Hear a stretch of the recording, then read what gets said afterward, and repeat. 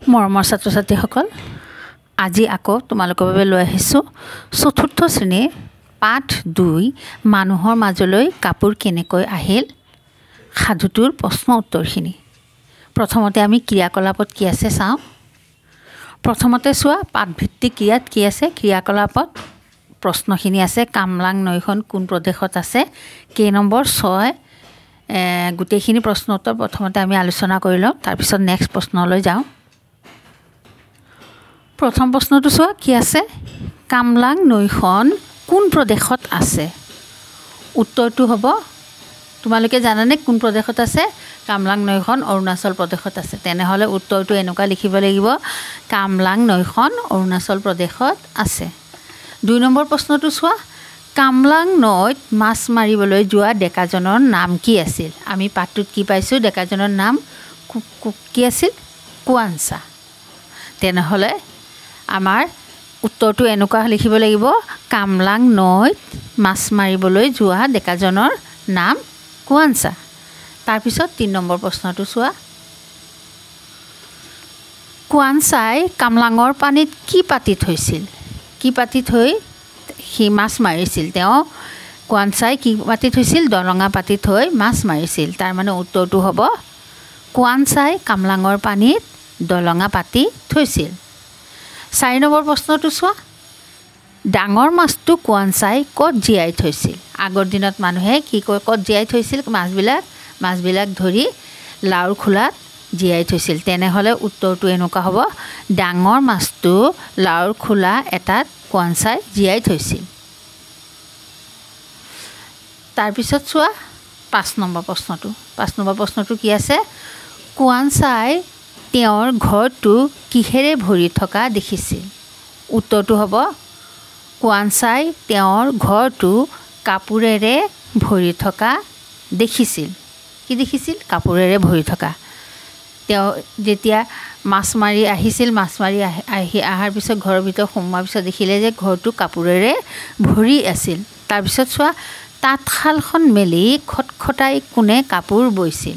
উত্তৰটো এনেকুৱা হ'ব, তোমালোকে জানানে তাঁতশালখন মেলি কোনে কাপোৰ বৈছিল, হাম্ব্ৰু মায়ে বৈছিল। তেনেহ'লে উত্তৰটো এনেকুৱা লিখিব লাগিব আমি, তাঁতশালখন মেলি হাম্ব্ৰু মায়ে কাপোৰ বৈছিল। বুজি পাইছেনে গোটেই। এতিয়া আমি নেক্সট প্ৰশ্নটোলৈ আহোঁ। নেক্সট প্ৰশ্নটো কি আছে, কোনে কাক কৈছিল, তই কোন, ক'ৰ পৰা আহিছ, কেনেকৈ কাপোৰ ববলৈ শিকিলি, ফুলবোৰৰ এই নমুনাবোৰ ক'ত পালি। এই কথাখিনি কোনে কাক কৈছিল। উত্তৰটো হ'ব, তোমালোকে জানানে উত্তৰটো কি হ'ব, কোনে কৈছিল, কোৱানচাই কৈছিল। কাক কৈছিল, হাম্ব্ৰু মাক। যেতিয়া আহি দেখিলে কাপোৰ ভৰ্তি ছোৱালীজনীক কাপোৰ বৈ আছিলে তাঁতশালত, তেতিয়া তাইক এই প্ৰশ্নটো সুধিছিলে। তেনেহ'লে উত্তৰটো হ'ব, এই কথাষাৰ কোৱানচাই হাম্ব্ৰু মাই কৈছিল। তাৰপিছত খ নম্বৰটো চোৱা। খ নম্বৰটো কোনে কাক কৈছিল, পৃথিৱীৰ উপকাৰ হ'ল। পৃথিৱীৰ কি হ'ল, উপকাৰ হ'ল। আদিমানৱী নিমকেৰ কি হৈছে, মনোবাঞ্ছাও পূৰ্ণ হ'ল। এই কথাখিনি কোনে কাক কৈছিল।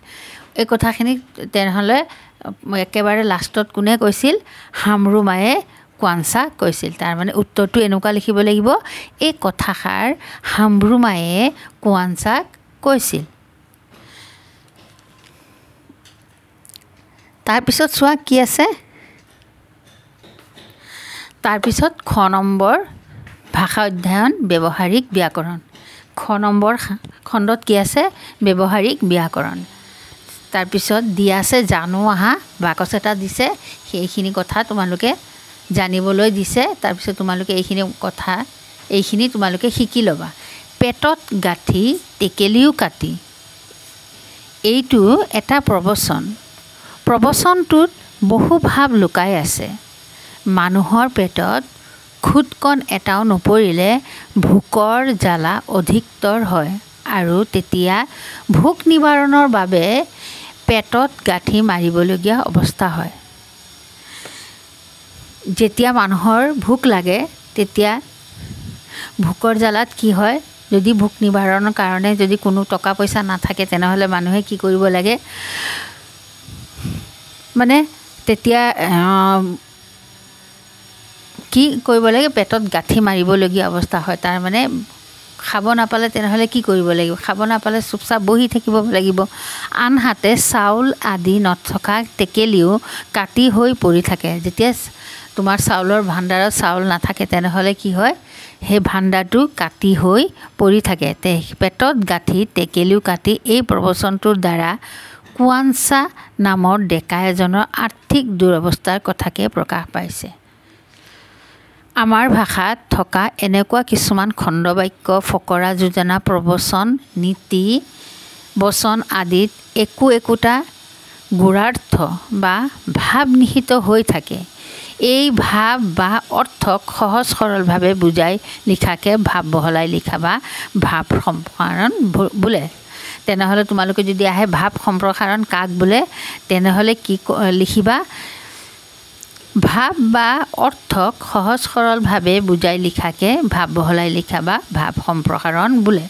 তাৰমানে এই কথাটোৰ অৰ্থটো অলপ এটা দুটা তিনিটা চাৰিটা শব্দৰ মাজত ডাঙৰ অৰ্থ লুকাই আছে সেই অৰ্থই আমি কি কৰিব লাগিব ভাঙি ভালকৈ প্ৰবচনটোৰ মিনিং কি সেইটো আমি লিখিব লাগিব ইয়াকে ভাৱ বহলাই লিখা বুলি কয় তেনেহ'লে ইয়াত এটা আছে চোৱা প্ৰশ্ন তলৰ প্ৰবচন ফাঁকি ভাৱ বহলাই লিখা ৰাইজে নখ জোকাৰিলে নৈ বয় তাৰ কথাৰ অৰ্থটো কি তেনেহ'লে ভালকৈ ভঙাই লিখিব দিছে এতিয়া চোৱা আমি কি লিখিব পাৰিম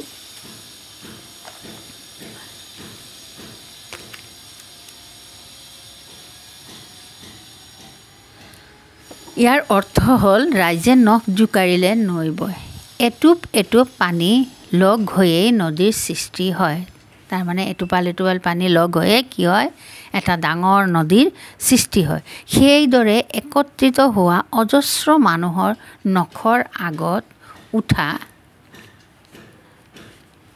এটোপ পানী মিলিত হৈও কি হয় একোখন নদীৰ সৃষ্টি হ'ব পাৰে আৱশ্যক মাত্ৰা একত্ৰিত কৰাৰ ইয়াৰ আৱশ্যক হ'ল এটা কিছুমান পানী একত্ৰিত কৰা সেইদৰে বহুতো মানুহ একত্ৰিত হৈ প্ৰত্যেকেই অলপ প্ৰচেষ্টা আগবঢ়ায়ো একোটা মহৎ কাৰ্য সম্পাদন কৰিব পাৰে এপইচা দুপইচা ৰাইজে আগবঢ়োৱা বৰঙণিৰ দ্বাৰাই কি হয় বৰ্তমান যুগত একোটা মহৎ শিক্ষানুষ্ঠান গঢ়ি তুলিছে এতেকে ৰাইজৰ সন্মিলিত শক্তিয়ে জগতত বহুত মহৎ কাৰ্য সম্পাদন কৰিব পাৰে তাৰমানে সেইটোকে কথা বুজাইছে যে কিছুমান এজন মানুহে যিটো কাম কৰিব নোৱাৰে কৰা অসম্ভৱ বহুতো মানুহ লগ হৈ একত্ৰিত হৈ তাৰ মানে চবে একেলগে মিলি এটা অসাধ্য সাধনো কৰিব পৰা যায় তেনেহ'লে আমাৰ সমাজত এনেকুৱা বহুতো আছে মহৎ কাম যি ৰাইজে সকলো মানুহে মিলি একত্ৰিত হৈ কৰিছে তাৰ মানে সেই কথাৰ অৰ্থ হ'ল ৰাইজে নখ জোকাৰিলে নৈ বয় মানে ৰাইজৰ এটোপ পানী যদি এবাল্টিং পানী আনি যদি এটা কুৱাত ভৰ্তি কৰা হয় তেনেহ'লে কুৱাটো কি হ'ব ভৰ্তি হৈ পৰিব এজন মানুহে যদি এবাল্টিং পানী ধৰে তেনেহ'লে কুৱা ভৰ্তি নহ'ব কিন্তু গাঁৱৰ যদি চবে মিলি এবাল্টিং পানী আনি যদি কুৱাটোত পানী নাই তেনেহ'লে পানী কি হ'ব ভৰ্তি হৈ পৰিব তাৰমানে অসাধ্য সাধন চবে মিলি একত্ৰিত হৈ কৰিব পাৰি তোমালোকে প্ৰশ্নৰ উত্তৰখিনি বুজি পালানে যদি বুজি পাইছা তেনেহ'লে ভালকৈ শিকি ল'বা ধুনীয়াকৈ পঢ়িবা পাঠটো ভালকৈ পঢ়িবা তাৰপিছত গৈ প্ৰশ্ন উত্তৰখিনি কৰিবা এতিয়া আছে চোৱা বাক্য ৰচনা কৰা ঘাট মাউৰা হ'ল বাক্য ৰচনা যদু এজন ঘাট মাউৰা ল'ৰা চুকে কোণে ঘৰৰ চুকে কোণে ধূলি মাকতি জমা হৈ আছে গছ গছনিৰে পৰা গছ-গছনিৰ পৰা আমি অক্সিজেন পাওঁ। লুকা-ভাকু। ল'ৰা-ছোৱালীবোৰে লুকা-ভাকু খেল খেলিছে। ল'ৰা-ছোৱালীবোৰে কি কৰিছে? লুকা-ভাকু খেল খেলিছে। বুজি পাইছানে প্ৰশ্ন উত্তৰখিনি তোমালোকে? ধুনীয়াকৈ শিকি ল'বা। তাৰপিছত চোৱা নেক্সট প্ৰশ্নটো, তলত দিয়া বাক্যকেইটা পঢ়া আৰু বাক্যবোৰক প্ৰশ্নবোধক বাক্যলৈ নিয়া। এতিয়া কি আছে? উত্তৰ দিয়া আছে, আমি প্ৰশ্ন কৰিব লাগিব। উদাহৰণ চোৱা, মই হামৰুমাই, তই কোন? এতিয়া মই হামৰুফৈদৰ জীয়ৰী। এতিয়া তাক প্ৰশ্ন বুলি ক'লে, প্ৰশ্ন কৰিলে আমি কেনেকৈ কৰিব লাগিব? তই কাৰ জীয়াৰী। ঠিক আছে নহয়? তাৰপিছত আছে নেক্সটটো আছে, মোৰ ঘৰ কামলাঙত। তেনেহ'লে প্ৰশ্নটো তুমি সুধিলে কি হ'ব? তোৰ ঘৰ ক'ত? মই বজাৰৰ পৰা আহিছোঁ। এতিয়া প্ৰশ্ন কৰিলে কেনেকুৱা কৰিব লাগিব? তই ক'ৰ পৰা আহিলি? আহিলি নহ'ব, আহিলি। তাৰপিছত আছে মই সাধু শুনি ভাল পাওঁ। প্ৰশ্ন কৰিলে তুমি কি? কোনোবাই কৈছে মই সাধু শুনি ভাল পাওঁ বা মই পঢ়া লিখা কৰি মই পঢ়ি ভাল পাওঁ, তেনেহ'লে তুমি তাক প্ৰশ্নটো কি কৰিবা? তই কি শুনি ভাল পাওঁ? কি হ'ব? তই কি শুনি ভাল পাওঁ বা তই কি কৰি ভাল পাওঁ? এনেকুৱা প্ৰশ্ন কৰিলেও হ'ব। কোৱানচাই মাছ মাৰি ভাল পায়। তেনেহ'লে কোৱানচাই কি কৰি ভাল পায়? এতিয়া আছে যুক্তাক্ষৰ। যুক্তাক্ষৰ ভাঙি পঢ়োঁ আৰু লিখোঁ আহা। যুক্তাক্ষৰটো চোৱা, যুগ্ম অন্তস্থ যত হস্যকাৰে গয়মাগ্ম যুগ্ম। যুগ্ম শব্দত যুক্তাক্ষৰ কি আছে? গয়মাগ্ম। তাত কি কি বৰ্ণ লুকাই আছে? গ আৰু ম।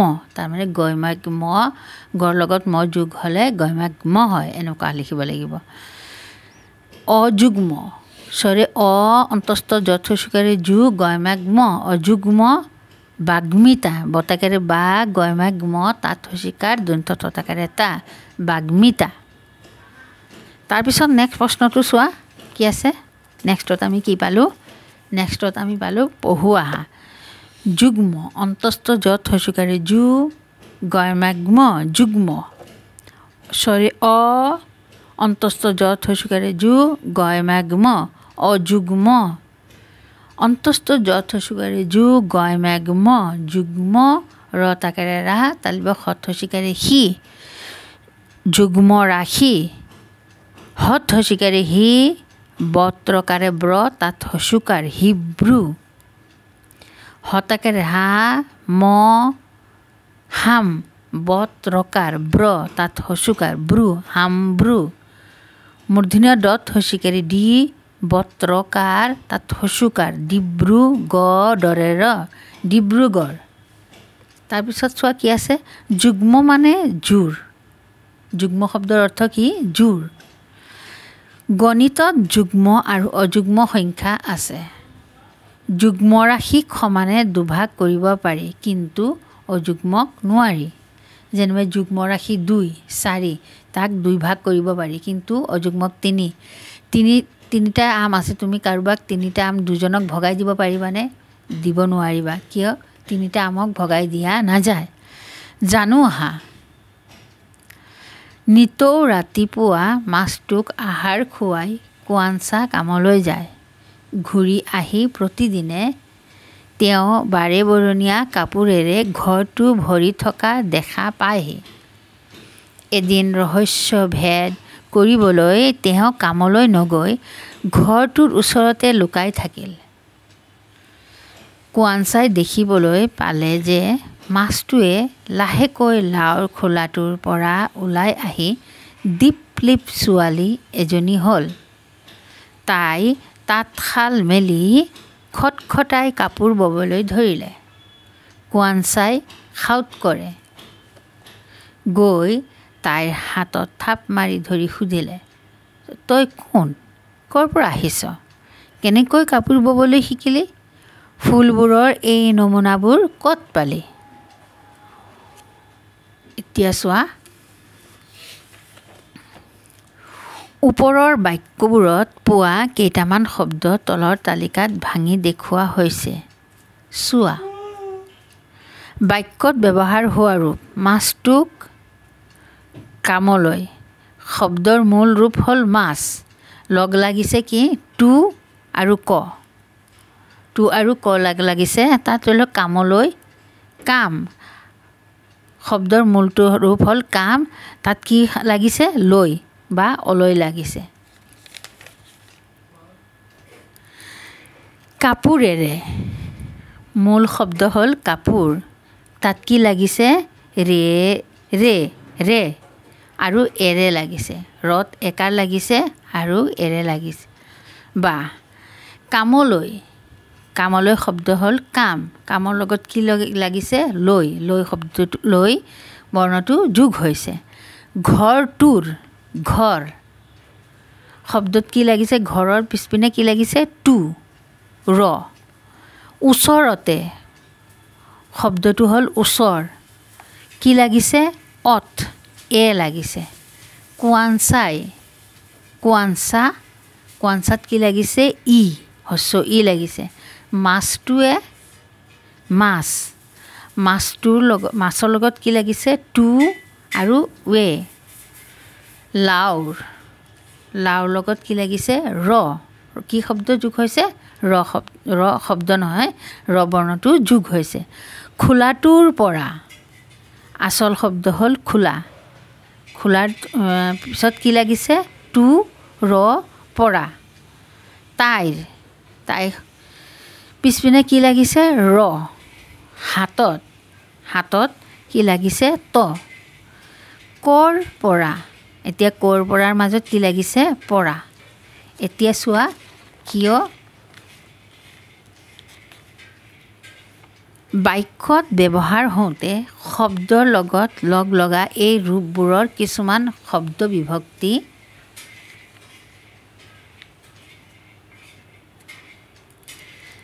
ই এ ক ৰে লৈ পৰা ৰ ত আৰু পৰসৰ্গ। উদাহৰণত থকা টু নিৰ্দিষ্টতাবাচক প্ৰত্যয়, টুটো খালি নিৰ্দিষ্টতাবাচক প্ৰত্যয় আৰু শব্দ বিভক্তিবোৰ শব্দৰ লগত পোনে পোনে লগ লাগে। যেনে ঘৰৰ তো কি হ'ল বিভক্তি, কিন্তু নিৰ্দিষ্টতাবাচক প্ৰত্যয় লগ লাগিলে প্ৰত্যয়টো শব্দত আৰু বিভক্তি এই প্ৰত্যয়টোৰ পাছত লগ লাগে। যেনে ঘৰটোৰ পাঠটোত থকা ই এ ৱে অন্তস্থ অতেকাৰ ক ৰে এৰে লৈ অলৈ ৰ বিভক্তি যোগ হোৱা শব্দবোৰ বাছি লোৱা, এইবিলাক হ'ল বিভক্তি। ৰে এইবিলাক দেখিছানে ৰে কাপোৰৰ লগত ৰে লাগিছে, এইটো হ'ল বিভক্তি। এইবিলাক বিভক্তি তোমালোকে বিভক্তি পাতত ধুনীয়াকৈ বুজিব পাৰিবা। এতিয়াতো থুলমূলকৈ তোমালোকক দি আছে, খালি এইবিলাক বিভক্তি যে তোমালোকে ভালকৈ শিকি ল'বা। তলৰ শব্দবোৰৰ বিপৰীত অৰ্থ বুজোৱা শব্দ লিখা। বিপৰীত অৰ্থ বুঢ়া বিপৰীত কি হ'ব বুঢ়ী। নিৰানন্দ আনন্দ শেষ আৰম্ভ। খালী ভৰা। জপাই হ'ল বিপৰীত অৰ্থ, জপাইৰ বিপৰীত হ'ল খোলা। এতিয়া চোৱা গ নম্বৰ খণ্ডত কি আছে জ্ঞান সম্প্ৰসাৰণ। এই প্ৰশ্নবিলাক তোমালোকক পাঠত দিয়া নাই, তোমালোকে বাহিৰৰ পৰা প্ৰশ্ন এইবিলাক তোমালোকে খালি জনাৰ কাৰণে দিছে, যাতে জ্ঞান সম্প্ৰসাৰণৰ বাহিৰা প্ৰশ্ন আহেতো সেইকাৰণে এতিয়া পৰীক্ষাত নাহিব পাৰে, কিন্তু যেতিয়া তোমালোকে ডাঙৰ হ'বা তেনেহ'লে কিছুমান প্ৰশ্ন বাহিৰা প্ৰশ্ন দিয়ে, সেইবিলাকৰ কাৰণে এতিয়াৰ পৰাই তোমালোকক সাজু হ'বলৈ সেইকাৰণে এইবিলাক প্ৰশ্নবিলাক দিয়া আছে, তোমালোকে প্ৰশ্নবিলাক কৰিব লাগিব। কোৱাঞ্চাই কামলাঙৰ নদীত দলঙেৰে মাছ ধৰিছিল। তোমালোকে দলঙা দেখিছা দলঙাৰ বাহিৰে আন কি সঁজুলিৰে মাছ ধৰিব পাৰি? উত্তৰটো চোৱা। এতিয়া দলঙাৰ বাহিৰে কিৰে মাছ ধৰিব পাৰি? জাকৈ, পল, বৰশী, চেপা, জাল আদিৰে কি মাছ ধৰিব পাৰি? দলঙাৰ বাহিৰে জাকৈ, পল, বৰশী, চেপা, জাল আদিৰে মাছ ধৰিব পাৰি। তাৰপিছত চোৱা প্ৰশ্নটো কি আছে? হামৰুমাই তাঁতশাল মেলি খটখটাই কাপোৰ বৈছিল। তাঁতশালৰ বাহিৰে আন কি শালত কাপোৰ বব পাৰি? তোমালোকে কোৱাচোন কি কাপোৰ বব পাৰি আৰু কি বস্তু আছে তাত কাপোৰ বব পাৰি চোৱা।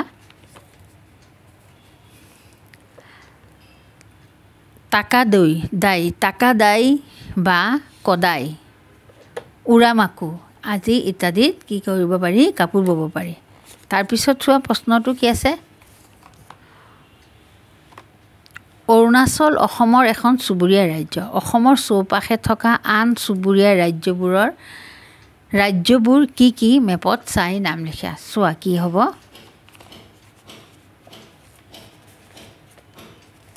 আমাৰ চৌপাশে থকা ৰাজ্যসমূহ হ'ল অসমৰ চৌপাশে থকা আন চুবুৰীয়া ৰাজ্যবোৰ হ'ল অৰুণাচল প্ৰদেশ, মেঘালয়, মিজোৰাম, ত্ৰিপুৰা, মণিপুৰ, নাগালেণ্ড আৰু মেঘালয়। ৰ'বা মেঘালয় দুবাৰ লিখিলোঁ, ভুল হ'ল। এই মেঘালয় ইয়াত আছে, মেঘালয়টো কাটি দিছোঁ ইত্যাদি। কি আছে চোৱা। অৰুণাচল প্ৰদেশ, মেঘালয়, মিজোৰাম, ত্ৰিপুৰা, মণিপুৰ আৰু নাগালেণ্ড হ'ল আমাৰ অসমৰ চৌপাশে থকা ৰাজ্যসমূহ। তাৰপিছত নেক্সট প্ৰশ্নটো চোৱা।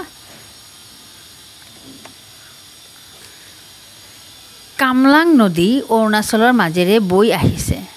অৰুণাচলৰ মাজেৰে অসমলৈ বৈ অহা নদীবিলাকৰ নাম লিখা। অৰুণাচলৰ মাজেৰে আৰু কি নদী আমাৰ অসমত বৈ আহিছে চোৱা কি হ'ব।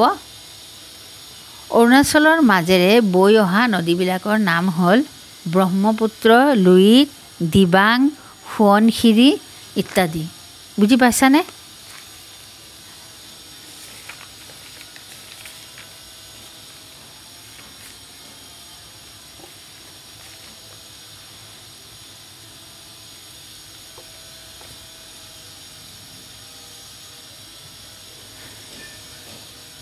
এতিয়া চোৱা। সাধাৰণতে পাতে, মাৰে, বাই আদি শব্দবোৰ আমি মাছ ধৰা সঁজুলিৰ লগত ব্যৱহাৰ কৰোঁ। এই শব্দবোৰ অন্য শব্দৰ লগত ব্যৱহাৰ হয়। আদি মাছ ধৰা সঁজুলিৰ লগত ব্যৱহাৰ কৰোঁ। এই শব্দবোৰ অন্য শব্দৰ লগতো ব্যৱহাৰ হয়, যেনে জাল পাতে, চেপা পাতে, দৈ পাতে, থাপনা পাতে, বিহু পাতে, বৰশী পাতে। খ নম্বৰটো চোৱা। চব মাৰে। জাল মাৰে, পল মাৰে, বঠা মাৰে, দলি মাৰে, জবকা মাৰে, জাকৈ মাৰে। তাৰপিছত কি? জাকৈ বাই, জুলুকি বাই, ঢোল বাই, হাল বাই, খোল বাই, নাও বাই। কি হ'ব? নাও বাই, খোল বাই। ইয়াত জবকা, জাকৈ, ইয়াত কি আছে? বিহু আৰু বৰশী। তাৰ মানে এইখিনি তোমালোকে খালী ঠাইখিনি পূৰ কৰিব লাগিব আৰু একো নহয়। গোটেইখিনি প্ৰশ্ন বুজি পালানে? আৰু ইয়াত এইটো পাঠত আৰু একো প্ৰশ্ন নাই। গোটেইখিনি প্ৰশ্ন তোমালোকক মই বুজাই দিছোঁ ভালকৈ। তোমালোকে ধুনীয়াকৈ বহীত উঠাই প্ৰথমতে বুজি ল'বা, তাৰপিছত গৈ বহীত উঠাই ল'বা। উঠাই তাৰপিছত তোমালোকে লিখি ল'বা। আজিলৈ ইমানেই। তোমালোকক কোনোবাই যদি মোৰ নতুন চেনেলত আহিছা তেনেহ'লে চেনেলটো ছাবস্ক্ৰাইব কৰাৰ মোৰ অনুৰোধ থাকিল। আৰু যোনে মোৰ চেনেল ছাবস্ক্ৰাইব কৰিছা তেখেতসকলক মই অশেষ ধন্যবাদ দিছোঁ। আৰু তোমালোকৰ ওচৰে পাঁজৰে সকলোকে ক'বা আৰু শ্বেয়াৰ কৰিবা চবৰ লগত, বন্ধু বান্ধৱৰ লগত শ্বেয়াৰ কৰিবা মোৰ চেনেলটো, যাতে মই তোমালোকক লগত লৈ আগুৱাই যাব পাৰোঁ। আৰু অতি সোনকালে আজিলৈ ইমানে।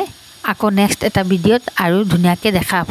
তোমালোকৰ যদি আৰু কিবা জানিবলগীয়া কিবা কথা আছে বা কিবা ভিডিঅ' দিব লগা আছে তোমালোকে মোক জনাব পাৰিবা। মই সেইমতে তোমালোকক বেলেগ ভিডিঅ' লৈ আহিম। আজিলৈ ইমানেই। ভালে থাকা, সুস্থ থাকা, পঢ়ি থাকিবা। Bye bye.